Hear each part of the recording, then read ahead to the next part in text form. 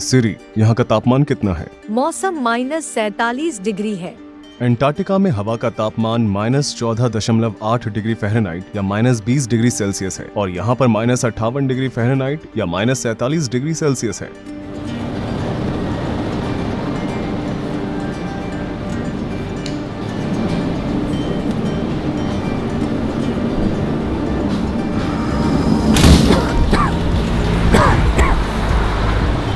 हमारे फेफड़ों को इसकी आदत नहीं है, इसलिए हमें बार बार खांसी आ रही है। यहाँ का मौसम बहुत ही ठंडा और शुष्क है। यहाँ की आबादी बहुत ज्यादा है। यहाँ करीबन 3 लाख लोग रहते हैं। याकुत्स्क रूस के ऑटोनोमस रीजन सखा रिपब्लिक की राजधानी है, जो कि नॉर्थ पोल से 280 मील की दूरी पर बसा हुआ है। क्योंकि ये जगह साइबेरिया के सबसे उत्तर पूर्व में स्थित है, इसलिए ये बाकी की दुनिया से बहुत अलग थलग लगता है।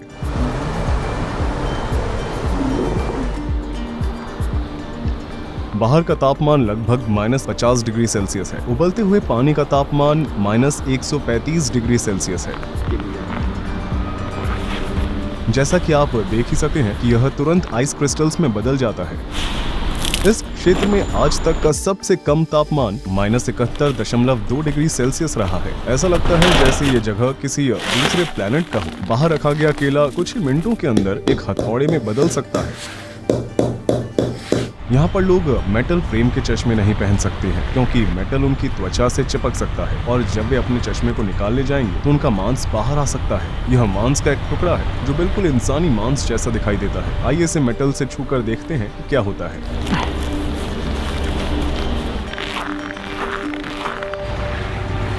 जैसा कि आप देख सकते हैं, ये पानी के पाइप है और इन्हें जमीन से ऊपर रखना पड़ता है, क्योंकि जमीन के नीचे पूरी बर्फ जमी हुई है। बात यह है कि शहर के नीचे 100 फुट मोटी बर्फ की परत जमी हुई है। देखिए, ये नदी पूरी तरह से जम चुकी है।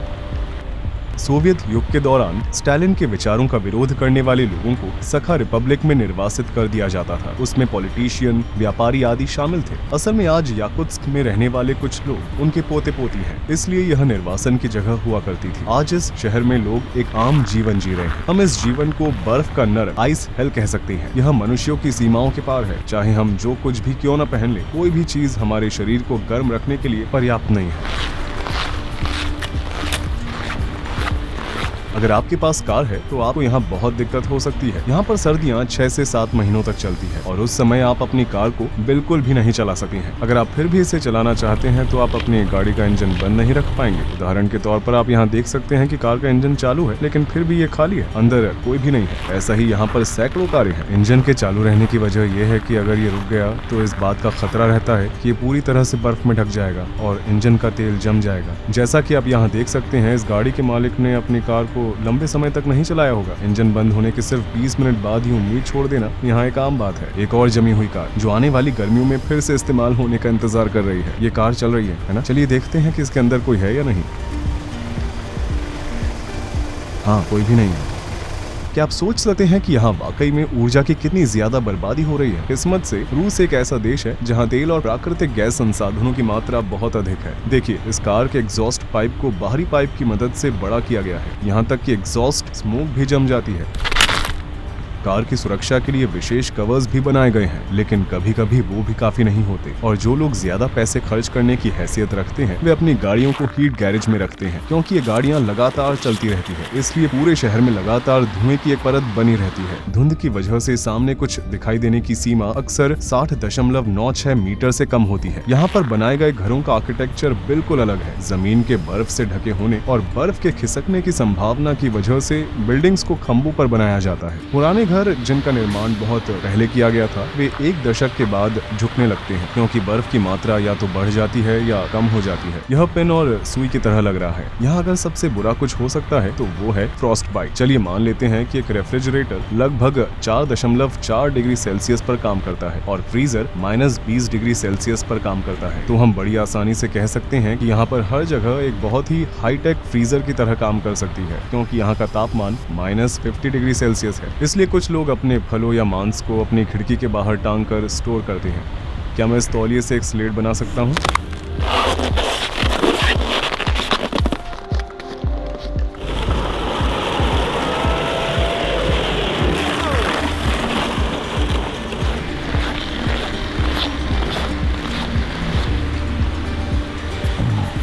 वीडियो बनाने के लिए मैंने बस 1 मिनट के लिए अपने ग्लव्स उतारे और अब मेरे हाथों में बहुत दर्द हो रहा है। मेरी पलकों पर भी बर्फ जम गई है। मैं बर्फ को निकालने की कोशिश कर रहा हूँ।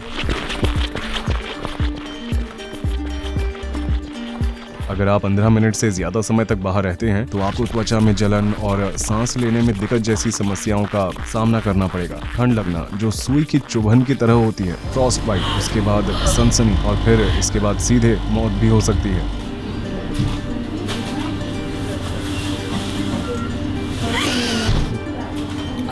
उसने बस 5 मिनट मेरा वीडियो शूट करने के लिए अपने ग्लव्स निकाले और तुरंत ही उसकी उंगलियां सफेद हो गईं। हमारा माइक्रोफोन रेड वार्निंग दे रहा है, ये ठीक से काम नहीं कर रहा है। कैमरा भी ठीक से काम नहीं कर रहा है। देखिए, इसका कवर जम गया है। हमारे फोन भी ठीक से काम नहीं कर रहे हैं। कुछ मिनटों पहले उसके फोन की बैटरी लगभग 10% थी और फिर अचानक डेड हो गई, जबकि वास्तव में ये लगभग फुल थी। मेरे पीछे आप देख रहे हैं वो एक कब्रिस्तान है। मेरे जूतों के नीचे की बर्फ की थिकनेस लगभग 100 फुट है और ये बर्फ लगभग पूरे शहर के नीचे है, जो गर्मियों में भी नहीं पिघलती है। तो यहाँ लोग मुर्दों को कैसे दफनाते हैं? वे कोयले के टुकड़ों को इकट्ठा करते हैं और 2 से 3 दिन उन्हें जलाते हैं। एक बार जब कोयला जल जाता है तो बर्फ के टुकड़े पिघल जाते हैं और फावड़ियों का इस्तेमाल करके इसे आसानी से हटाया जा सकता है। आखिर में इस क्षेत्र की 6 से 7 फीट की गहराई तक खुदाई की जा सकती है। यहाँ तक कि 100 या 200 साल पहले मरे हुए व्यक्ति का शरीर आज भी बहुत ठोस पाया जा सकता है।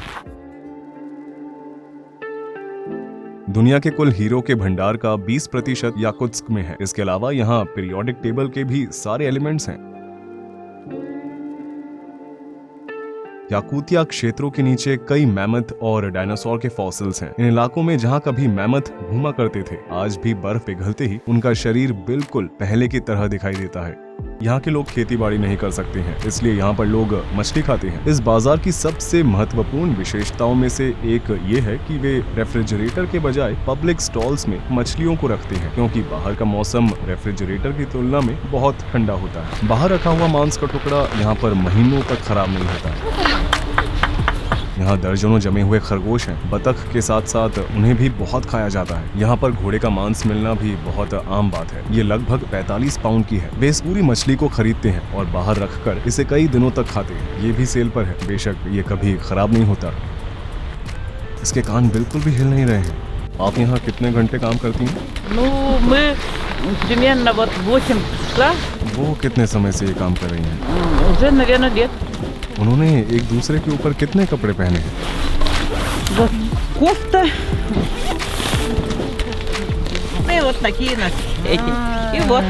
वे ऐसे फरों पर खड़े होते हैं ताकि उन्हें जमीन से अपने पैरों पर आने वाली ठंड का एहसास न हो। याकूतियों, जिनकी आबादी सबसे ज्यादा है, वे मूल रूप से तुर्क हैं। इस आबादी का 38% मूल रूप से रूसी है।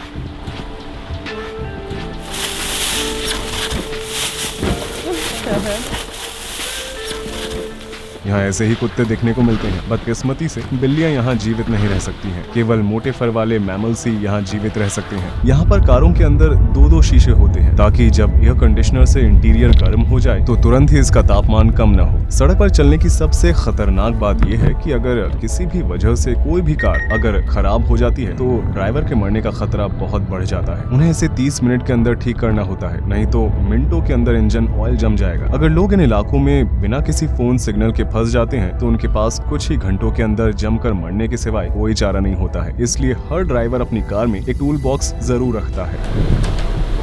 कुतों वाले स्लेट 7 गांवों की हमारी यात्रा पूरी हो चुकी है। कुतों वाले स्लेट पर सवार होते समय हवा और ठंड के कारण मेरा एक कान पूरी तरह से सुन्न हो चुका था। दर्द बर्दाश्त के बाहर था।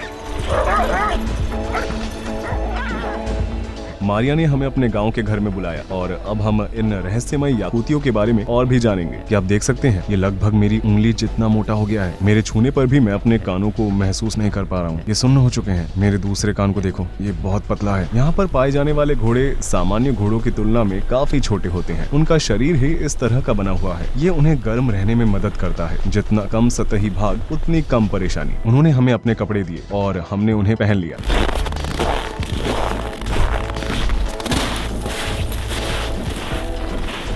आप जमी हुई नाव को देख सकते हैं कि हम एक झील के ऊपर से गुजर रहे हैं। हमने इसे 90 डिग्री के एंगल पर मारने की कोशिश की। हमने यहाँ 20 से 25 इंच के डायमीटर का छेद किया। गाय यहाँ पर आकर अपनी पानी की प्यास को बुझा सकती हैं। हम लगातार टूटी हुई बर्फ को हटा रहे हैं। इस पानी को दोबारा पूरी तरह से जमने में कितना समय लगेगा? In 1 hour. इस गांव में गायों को सर्दियों में हमेशा खलिहान में रखा जाता है।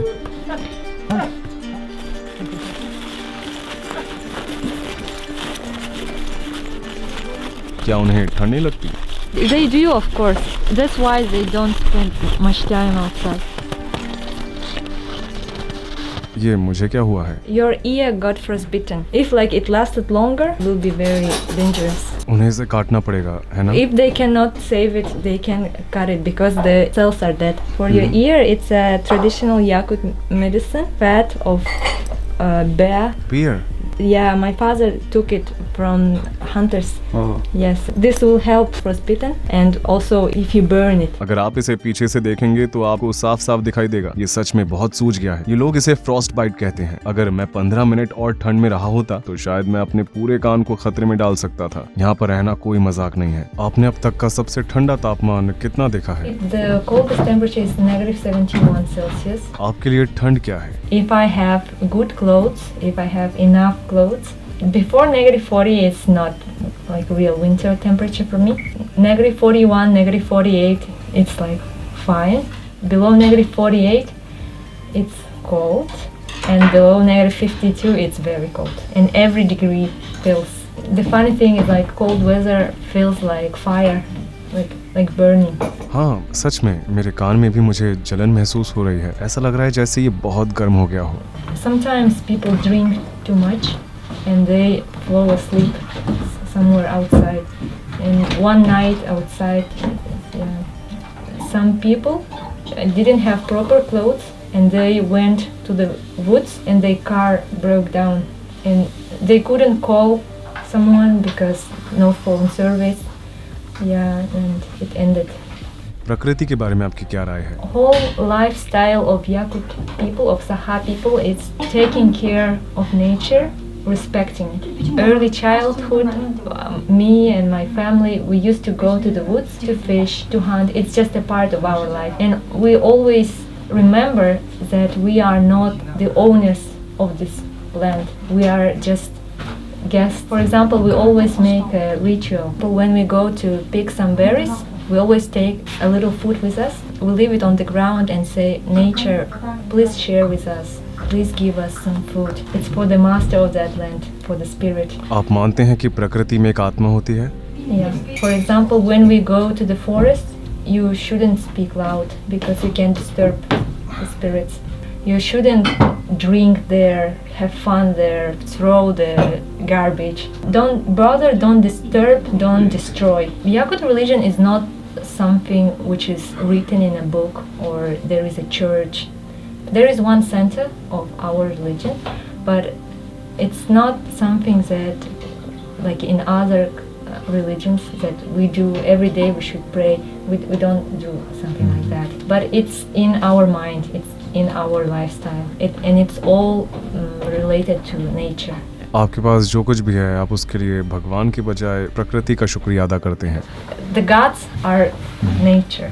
Yeah. Our gods are like part of the nature. अच्छा, अब मैं समझा। आप दक्षिण की ओर रहने के लिए क्यों नहीं चले जाते जहाँ इसकी तुलना में गर्मी ज्यादा है? क्योंकि इन तापमानों में रहना किसी पीड़ा से कम नहीं है। It's a torture for you, but not for us. The first reason is my family. Like my family is here, and for me, the best is to be close to my parents, to my brothers. And secondly, I like the nature here. It's very pure. The ecology is very pure, and it's for me and for my future children. Breathing fresh air, it's very important.